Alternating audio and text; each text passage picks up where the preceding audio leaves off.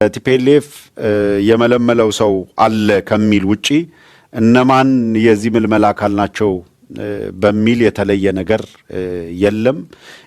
ኤግዛክትሊ እነከሌ የምልመላው አካል ናቸው ተብሎ የተቀመጠ የለም። ግን የተመለመሉ አሉ የሚለው መረጃ ነው የአገዛዙ አካባቢ ትንሽ መተረማመስና መጨነቅ የፈጠረው።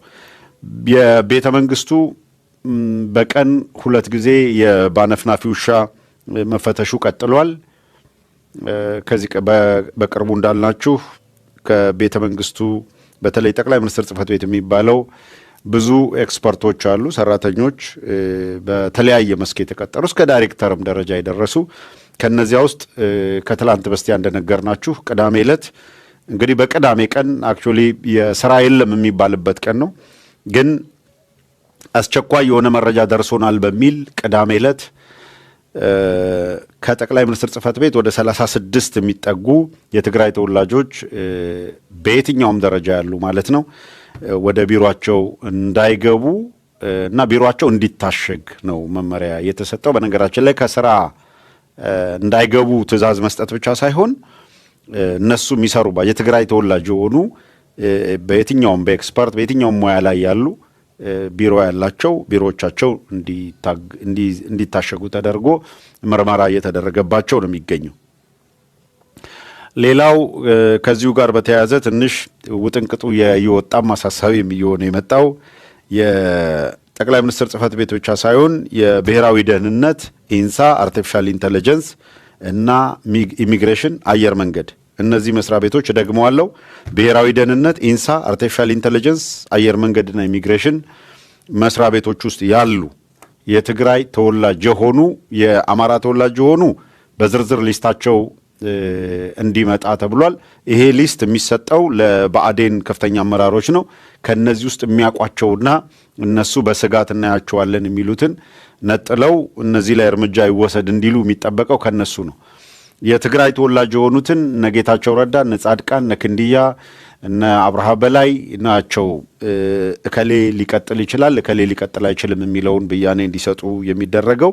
ለማንኛውም ግን ለጊዜው የትኛውም የትግራይ ተወላጅ በየትኛውም ደረጃ ያለ ማለት ነው ከጠቅላይ ሚኒስትር ጽህፈት ቤት፣ ብሔራዊ መረጃና ደህንነት፣ ኢንሳ፣ አርቲፊሻል ኢንተለጀንስ እና አየር መንገድ፣ ኢሚግሬሽን ያለ የትግራይ ተወላጅ በሙሉ ለጊዜው ወደ የትኛውም ኃላፊነት ወይም ወደ ስራ እንዳይገባ የሚል ትዕዛዝ ቀጥታ አብይ አህመድ ነው ያዘዘው። ይሄንን በየደረጃው እያስፈጸሙ ነው የሚገኙት። ይሄ የሚነግራችሁ በቀጥታ የቀዳሚው ጊዜ የነበረው የጦርነት ሁኔታ ነው። ወደዛ ለመግባት የተሟላ ዝግጅት እየተደረገ መሆኑ ነው። ሌላው ወደ ትግራይ ከመዘመቱ በፊት የሚል ትዕዛዝ ነው የተሰጠው። ምን ያህል ኢፌክቲቭ ይሆናል አይሆንም እናያለን።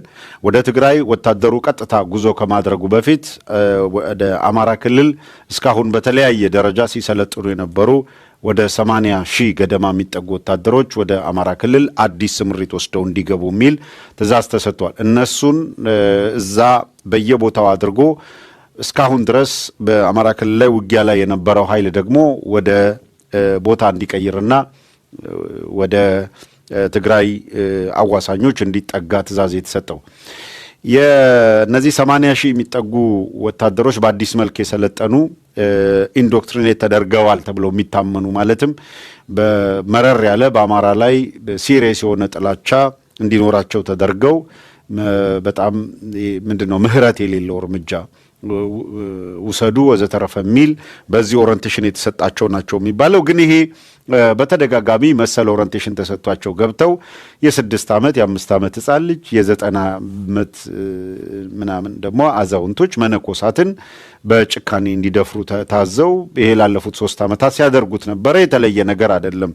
ያው አሁን አዲስ ፊር መፍጠር አይደለም። መረጃው ግን የግዴታ መድረስ ስላለበትና ማወቅ ስላለባቸው ህዝብ ማወቅ ስላለበት ህዝቡም እንደገና ደግሞ ይህንን የትግል ሂደት እየመሩ ያሉ አካላትም እየሆነ ስላለው መረጃ ሊኖራቸው ስለሚገባ ማወቅ ስለሚገባ ነው ይህንን እያነሳ ያለ ነው። ግልጽ እንድትሆኑ ነው። በዚህ ረገድ በተለያየ ደረጃ የሚደረጉ እንቅስቃሴዎችን አሁንም በጥንቃቄ እንድታዩዋቸው መረጃዎቹን ወደ እናንተ ማድረሳችን እንቀጥላለን። ይሄ ከወታደራዊ እንቅስቃሴው አንጻር ነው። በቅዳሜ ቀን እንዲታሸግ ይህንን ካደረጉ በኋላ የአማራ ተወላጆች ያሉባቸው ሊስት የአዲስ አበባ ፖሊስ ላይ የአማራ ተወላጅ ሆኖ በየትኛውም ደረጃ ያለ ወታደራዊ ይሄ ተራ ወታደር ሆኖ ምንም አይነት አማራ የሚለው ከተለየ በኋላ ክላሽ እንዳይዙ የትግራይ አታስቡት ምንም አማራ የሆኑት ለጊዜው ምንም ክላሽ መሳሪያ እንዳይዙ ሽጉጥም ይሁን ክላሽ እንዳይዙ ከመጠበቂያ ዱላች የፖሊስ ዱላ የሚባለው አለ ከመጠበቂያ ዱላ ውጪ አስገዳጅ መሳሪያ ሊይዙና ስምሪት ሊወስዱ የሚገባቸው ካሉ እነሱ ከመሳሪያ ከያዙት ከሌሎች ብሔረሰቦች መሳሪያ ከያዙት ጋር የመጠበቂያ ዱላ ይዘው እንዲሳተፉ የሚል መመሪያ ነው የመጣው። በዚህ ረገድ የሚችሉትን ያክል ርቀት ሂደውበታል። ሌላው በጣም ቁልፍ ነገር በኢሚግሬሽን በአየር መንገድ ይሄ የትግራይ ተወላጆች ላይ እንደወሰዱት አይነት እርምጃ ኦልሞስት ቀደም ብለው በአማራ ተወላጆች ላይ በኃላፊነት ደረጃ ላይ ያሉት ወስደዋል፣ በእርምጃዎች ወስደዋል። አሁን ግን በማናቸውም መልኩ የተለያዩ መረጃዎችም ቢሆን ቲፕ ሊያደርጉ ይችላሉ ሊያወጡ ይችላሉ ተብለው ይታመናሉ የሚባሉት እነዚህ ሙሉ በሙሉ ክልከላ እንዲደረግ ተደርጓል። ኬላ በአዲስ መልክ በዚህ ከአማራ ክልል ወደ አዲስ አበባ ኮኔክት የሚያደርጉ መንገዶች ላይ በጣም ከፍተኛ የሆነ ስጋት ነው የተፈጠረባቸው። በአንድ በኩል አዲስ አበባ ዙሪያ ቀደም ሲል ሲያዘጋጇቸው የነበሩ ምሽግ መቆፈር ዘተረፈ ነበረ። አሁን ይሄ ጋቸና ሲርና የሚባለው የኦሮሚያ ልዩ ኃይል ይሉት የነበረው ሚሊሻ የሚባል ያለውን በሙሉ እነዚህን በየአዲስ አበባ ዙሪያ ላይ ባሉ ካምፖች ምሽጎች በቦታ እንዲይዙ የሚል መመሪያን የመጣው። ይሄ ግን የገጠማቸው ፈተና ምንድነው? ከመሃል በሰበሰቡት ቁጥርና አዲስ አበባ ዙሪያ ላይ እናጥራለን ብለው ባሰቡ ቁጥር ትንሽ ፈተናው እያየለ መጥቷል። እነሱ አዲስ አበባ ዙሪያ እናጥራለን ሲሉ መሃሉ ዳር የሆነ ነው። ከመሃል ደግሞ ይብዛም ይነስም የኦነግ ኃይል የነጃልማሮ ኦነግ እንቅስቃሴ ስላለ እሱ አድማሱን ማስፋቱ ደግሞ ሌላ የሚያስጨንቅ ሁኔታ ፈጥሮባቸዋል። በዚህ ረገድ ሽምግልና በመላክ በእጃችን የገባ ስልጣን ሊፈርስ ነው፣ የመንግስት መዋቅር ሊፈርስ ነው፣ በዚህ ምክንያት በርስ በርስ ያለው ውጊያ ይቁም የሚል ጃልማሮን የሚያማልዱ ወይም ሞክረው ነበረ። ያገኙት ምላሽ እነሱ ባሰቡት ልክ አይደለም። እሱ ነገር አልተሳካም። ይሁን እንጂ የጃልማሮ ላይ የሞከሩት አልሳካ ሲባል ጃል ቃንቄ ነው ምናምን ሲንቄ ነው ቃንቄ የሚባል ከሰሞኑ በዚህ በወለጋ አካባቢ የነበረ አንድ አሃድ ይመራል ነው ያሉት። በዚህ ረገድ እሱን ማማለልና ልክ ጃልሰኝን ከዚህ በፊት እንዳመጡት ማለት ነው ከተወሰነ ግሩፕ ጋር ወይም እነ ማስረሻ እጅ ሰጤ እነ ኮሎኔል ፋንታውን እነ ኢያሱ አባተ እንዳደረጉት አይነት ከድቶ የሚሄድ ነው። አንድ ማማለልና ከኦነግ ገንጥለው መውሰድ ተሳክቶልናል ካሉ የተሳካላቸው ይሄ ነው፣ ጃል ቃንቄ የሚባለውን መውሰዳቸው። ይህም ሆኖ በኦነግ በኩል በነጃልማሮ ኦነግ በኩል የሱ መሄድም ብዛም በአጠቃላይ ሂደቱ ላይ የሚያመጣው ለውጥ የለም የሚልና እግር በእግር የአገዛዙ ሚሊሻ አድማ በተና ወዘተረፈ የተሰማሩባቸውን ቦታዎች እያጸዱ ነፃ የሚሏቸውን ቀጠናዎች እየተቆጣጠሩ መሆናቸውን ነው በእነሱ በኩል አድሬስ እያደረጉ ያሉት።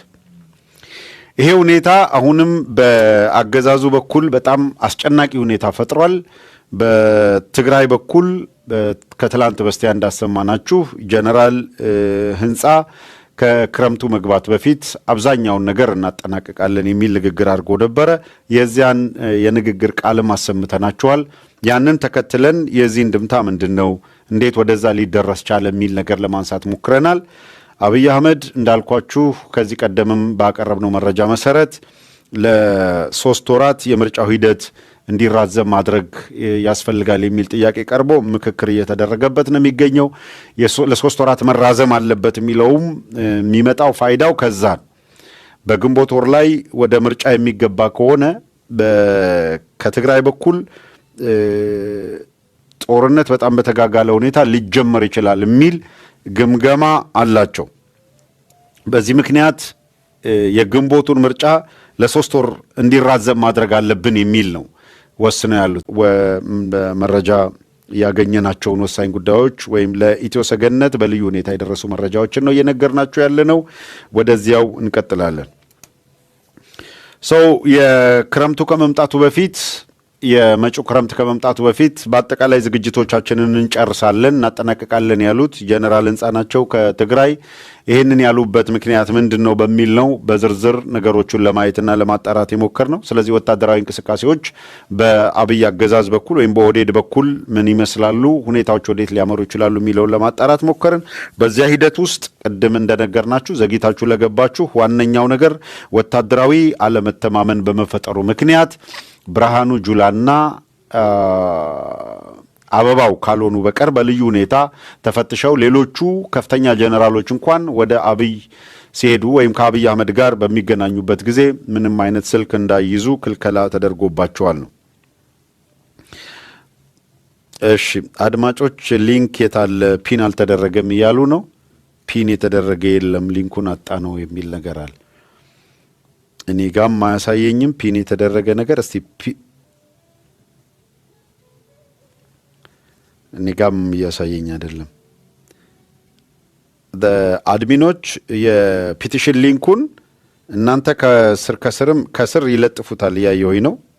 ከስር ሊንኩን ፖስት እየተደረገላችሁ ነው። አንዴ ፖስት ሲደረግ ኮፒ ማድረግ ትችላላችሁ። በነገራችን ላይ ሊንኩን በየመሃሉ ፖስት ሲደረግም ሊንክ ማድረግ ትችላላችሁ። ይሄን አድርገን እንከታተል። በጣም ጥሩ። እኔ እዚህኛው ላይ እናተኩርና ፖይንቶቻችን ላይ ደዋል እናድርግ። ወታደራዊ ምንጮች እንደነገሩን የአለመተማመኑ ምክንያት ወይም በአብይ አህመድና በወታደሮቹ መካከል የተፈጠረው አለመተማመን ቲፒኤልኤፍ ምልመላ አድርጓል ወይም የመለመላቸው ጀነራሎች አሉ ከሚል ስጋት የሚመነጭ ነው። ለዚህም ስልክ ይዘው እንዳይገቡ ተደርጓል የሚለውን አነሳን። እንዳይደጋገም ነገርየው እንደው ሰመራይዝ ለማድረግ ነው። ይሄን ካደረጉ በኋላ አበባውና ብርሃኑ ጁላ ብቻ ስለሆነ የተፈቀደላቸው ሌሎቹ አይዙም። የዚህ ደግሞ የመጠርጠር ስሜት ሲፈጠር ተጠረጠርን ምናምን የሚል የእርስ በርስ አለመግባባቶች እንደዚህ ነገሮች ኢትናውን ሁልጊዜም ሊፈጠር የሚችል ነው። እንደምታውቁት እንደዚህ አይነት ያለመግባባቶች ሁኔታዎች አሉ። ውጥረቱ በቀጥታ የሚያሳየው በአገዛዙ በኩል ፈጽሞ መተማመን መጥፋት ነው። ለዚህ ቲፒኤልኤፍ እጁ ረዝሟል በሚል ስጋታቸውን እየገለጹ ያሉት ምርጫውን ለ3 ወር የማራዘም ግዴታ ያሉትም እነዚያኞቹ ምርጫውን ለ3 ወር እናራዝመዋለን የሚለው ገና ያልጸደቀ ግን እየሄዱበት ያለው ጉዳይም ከዚሁ ጋር እየተያያዘ ነው። 3 ወር ቢያራዝሙት ምን የሚፈይዱት ነገር አለ? ምርጫው ባለመካሄዱ ምክንያት ብቻ የሌላው አካል ሳይሳተፍ ይቀራሉ። ምርጫ ሳይካሄድ ቢቀር ቲፒኤልኤፍ ምርጫ ስላልተካሄደ ብሎ ዝም ብሎ ይቀመጣሉ? ጉዳዩ ወደ ግጭት እያመራ ያለው ምርጫ ስለተካሄደ ስላልተካሄደ ብቻ አይደለም። አንድ ፋክተር ነው፣ ምንም ጥርጥር የለም። እሱ እንደ አንድ ፋክተር እየታየ ነው። ነገር ግን ከሁሉም በላይ አሁን ባለው ሁኔታ ቋሚ በጀት የለም ወደ ክልሉ የሚላክ የትራንስፖርቶች ዝግ እንዲሆኑ ተደርጓል። ባንኮች ገንዘብ እንዳይኖራቸው ተደርገዋል። የሸቀጥ ምርቶች በየትኛውም አቅጣጫ በአፋርም በአማራ ክልልም ቢሆን እንዳይሄዱ ኢቭን በአየር መንገድ በኩልም ምንም አይነት ሸቀጦች ወደዛ እንዳይሄዱ ተደርገዋል። እነዚህ አገልግሎት መቋረጥ በተለይ ከነዳጅ ሙሉ በሙሉ እንዳይሄድ ከመደረጉ ጋር ተያይዞ ለሆስፒታሎች አምቡላንስ እንኳን ሙሉ በሙሉ ስራ እንዲያቆሙ ሆኗል። ቀይ መስቀል መንቀሳቀስ አቅቶት በክልሉ ላይ ሙሉ በሙሉ ስራ አቆሟል። ይሄ በሆነበት ሁኔታ ከአብይ አህመድ በኩል የሚመጣ የተለየ ነገር አለ ብለው እጃቸውን አጣጥፈው ሊጠብቁ እንደማይችሉ ግልጽ ነው። የፕሬዝደንት ስያሜን በተመለከተ እየገፉበት ነው። ፕሬዝደንት መርጠው ሲመጡ ጀነራል ታደሰ ወረደ በአብይ አህመድ የተሰጣቸውን ትዕዛዝ እንፈጽማለን ካሉ ነገርየው ወዴት የጅማሮ ሁኔታ ምን ይሆናል የሚል ነው። እሱም በስፋት እንዘረዝረው ነበረ። በዚህ ምክንያት ነው አሁን የአብይ አገዛዝ ላይ ወይም ኦህዴድ አካባቢ ትንሽ የተጠናከረ ውጥረትና ምናምን ተፈጥሮ ያለው። ከዚሁ ጋር ተያይዞ ይሄ ውጥረት ይሄ መጨናነቅ የኦህዴድ ሰዎች ከዚህ በፊትም ጠቆም አድርገናል፣ ደጋግመው ነገርየው ከእጃችን ከሚወጣ የሚል የተወሰነ ቲም አለ። አሁን የአብይ አህመድ ጭንቀት የሚመነጨው ከዛ ነው። የተወሰነ ቲም አለ። ያ ቲም ይሄ ሁኔታ ከገፋበት የአብይ በስልጣን ላይ መቆየት እንደ ኦሮሞ ህዝብ የተገኘ ጥቅም ወይም ስልጣን ማጣት ነው የሚል ቅስቀሳ የሚያደርጉ የኦህዴድ ሰዎች አሉ ከሲኒየሮቹ። አብይ አህመድ ደግሞ ይሄን ያውቃል ወይም መረጃ አለው። በዚህ ምክንያት በጣም እየተከፋፈሉና 2-3 ቦታ እየተበታተኑ ነው የሚገኙት። እንግዲህ ምናልባት እግዚአብሔር አምላክ ማለት የመለኮት ኢንተርቬንሽን መጥቶ ሊሆን ይችላል። ይሄንን ህዝብ በቃ ሊለው ሊሆን ይችላል። ምናልባት ኢትዮጵያ የመዳኛዋ መንገድ የሚቀርብበት ሁኔታ እንዲመጣ ምክንያት እየተፈጠረ ሊሆን ይችላል። ለማንኛውም ግን ትግል እየበረታና ጫናው እየጨመረ በሄደ ቁጥር የአብይ አህመድ ዕጣ ፈንታ ምን ሊሆን ይችላል የሚለው ነገሮቹ ግልጽ ናቸው። ሰው ትግሉ ትንሽ ጠንከር እያለ በሄደ ቁጥር በሚችሉት አቅም በዚያና በዚህ ተራውጠው ትግሉን ወደ ኋላ ለመጎተት የሚያስችላቸው ነገር ውስጥ እየተተራመሱ ያሉት በዚህ ምክንያት ነው። እነሱ በሚያደርጓቸው ማናቸውም ተራ ፕሮፓጋንዳ ወደ ኋላ ሊመለስ የሚችል አይመስልም። ነገርዬው ኦልሬዲ ገፋ አድርጎ ወደፊት የመጣ ይመስላል። ሁኔታዎች ይመስላሉ። እሱን ነው የሚያሳዩት ነው። በእኛ በኩል እንግዲህ እየተረዳን ያለ ነው። ሰው አንዳንድ አቅጣጫ ዳይቨርት ሊያደርጉ የሚችሉ እንቅስቃሴዎችን ገፋ አድርገው ወደ ማከናወን ይሄዳሉ ተብሎ ነው የሚጠበቀው። የተጣራ መረጃ ባይኖርም ግን የምታውቁት ነው አብይ አህመድ ምንም ስለምንም ደንታ ስለሌለው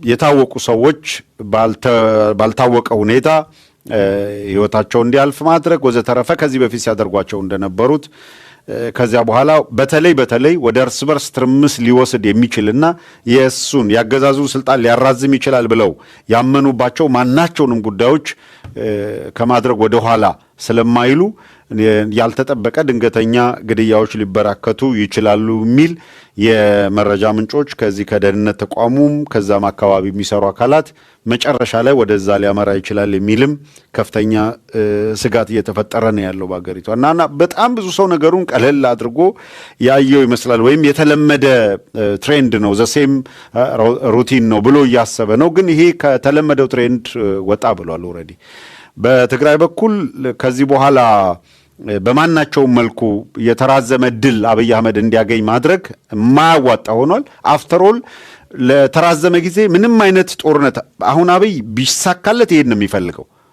አሁን ላይ ባለው ሁኔታ ጦርነቱን እንኳን አሁን ከወራት በፊት እንኳን ወታደር ሲያስጠጋ ነግረናቸዋል። ጦርነቱን የመጀመር አይደለም ፍላጎቱ ሰራዊት እዛ ጋር ማስጠጋትና በዚያ በኩል ከበባ ውስጥ ነን የሚል ማስጨነቅ፣ ገዢ ቦታዎችን መቆጣጠር። ከዚያ በዚህ ምክንያት ከበባ ውስጥ ገባን ልንጠቃ ነው ብለው ጦርነቱን እነሱ ከጀመሩት ያንን ተከትሎ ጦርነት ጀመሩ። ስለዚህ ራሴን ለመከላከል በሚል ወደ ጦርነቱ የመግባት ፍላጎት እንደነበረ፣ ያም ሆኖ ግን በማናቸውም መልኩ ተኩስ በመጀመር ጦርነት የማስጀመር ነገር እንዳይኖር ጥረት እንዲያደርጉ ነው ሲሞክር የነበረው። በአንድ በኩል እውነት ለመናገር መጪው ጊዜ ክረምት ነው እንደምታውቁትና በክረምት ሲመጣ በጎሬላ ፋይት ለሚያደርጉ አካላት ከመቼውም ጊዜ በላይ ምቹ ሁኔታ ይፈጥርላቸዋል። አገዛዙ ደግሞ በሜካናይዝድ ነው የሚጠቀመው። ሜካናይዜሽን ውሃ በላው ማለት ነው። ታንኩም ይሄ በጎማ የሚሮጠው ምናምን መኪና የትም የሚደርስ አይደለም። አንድ ሁለተኛ ማስ ነው የመደበኛ ወታደር ነው የሚልከው። በአንድ ግንባር አካባቢ ሰብሰብ ያለ ወይም በሁለት በሶስት ግንባር መደበኛ ሰራዊት ተሰልፎ አይደለም የሚገጥመው። በሁሉም መስክ ያለው በአማራውም በትግራይም ያለው ከተንቀሳቀሰ በተለያየ አቅጣጫ ወደ ዴስቲኔሽኑ ወደ መዳረሻው የሚያመራ ነው የሚሆን። ይሄንን ለመቆጣጠር የሚያስችል ምንም አይነት ጉልበት ሊኖረው አይችልም። ይሄ ድሮን አየር ኃይል ምናምን የምትለው አንደኛ ድሮን አየር ኃይል በአንተ በሜካናይዜሽን የምትጓዝ ከሆነ በኮምቦይ የምትጓዝ ከሆነ ምናምን ቃጭነ ምናምን ቀለብጭነ የምትጓዝ ሲሆን ነው እንደዚህ አይነት ነገር አስቸጋሪ ሁኔታ ሊገጥም የሚችለው። ይሄ የድሮን የምናምን ጥቃቶችን በተመለከተ እሱም ቢሆን ክረምት ሲገባ ድሮን እና እነዚህ ተዋጊ አውሮፕላኖችን ማስነሳትና ኦፕሬሽን መስራት አይችሉም። ስለዚህ መጪው ክረምት ለአብይ አህመድ አገዛዝ በጣም ጭንቅ አዝሎ የመጣ ነው። ለዛ ነው ግንቦት ላይ ምርጫ ማድረግ ያዋጣል ላያዋጣም አሁን ባለው ሁኔታ በሚል ወደ ግምገማ እንዲቀመጡ እያስገደዳቸው ያለው ይሄ። በዚህ መካከል በአማራ ትግል ላይ ሾተ ላይ የሆኑ አካላትን ለመጠቀም ሙከራ እያደረጉ ነው።